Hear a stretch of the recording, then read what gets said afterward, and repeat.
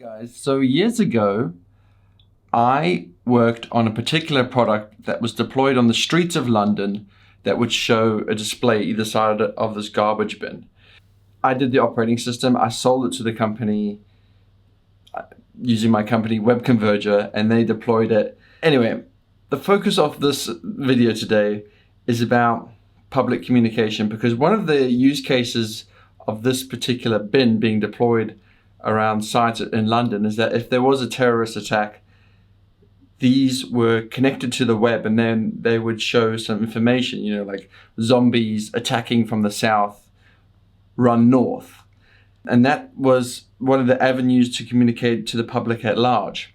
Fast forward to 2019, and I think SMSs and other communication with mobile phones is probably, we've gone from using public kiosks to everyone having a mobile now. So I'm assuming, I don't know, that the mobile is going to be used.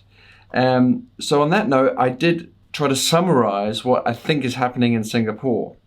And I would love to hear what happens in your country when it comes to public-private communication. I did want to start by saying that I don't want to be cynical here. I want, my bias is that I want people to actually communicate with the government, and I want this two-way communication to be clear. I don't want to live in a country where it's just blanket surveillance and that sort of thing, where it's just too one-sided.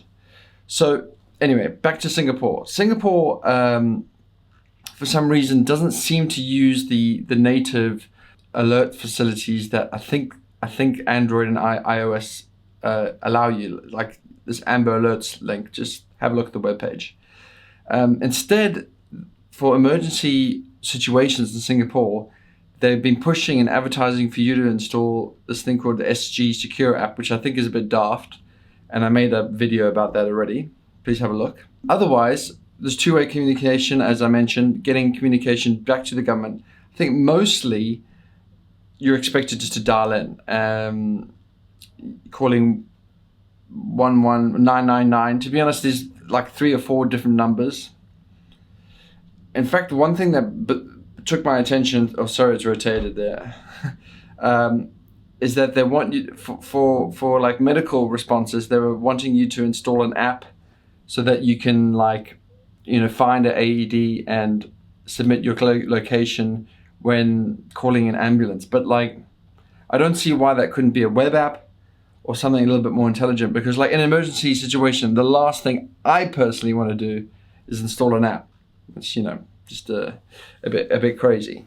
And I know back in UK there's been this push to install this what 3 words to identify your location, but I think that's pretty daft. I hope you agree that it's proprietary, and there's better ways to share your location. Furthermore, I thought it, just for completeness sake, it might be worth talking about non-emergency communication.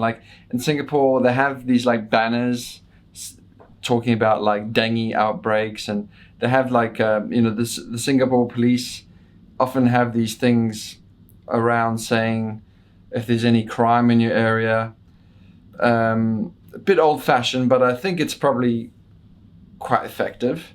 For weather reports, you're supposed to install an app. I think that they've launched this thing called 1777, where again you're supposed to call in, but not many people I chatted to seem to know about it.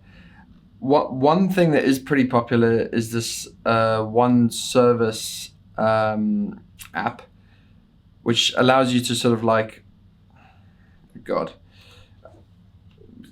I'll insert something here.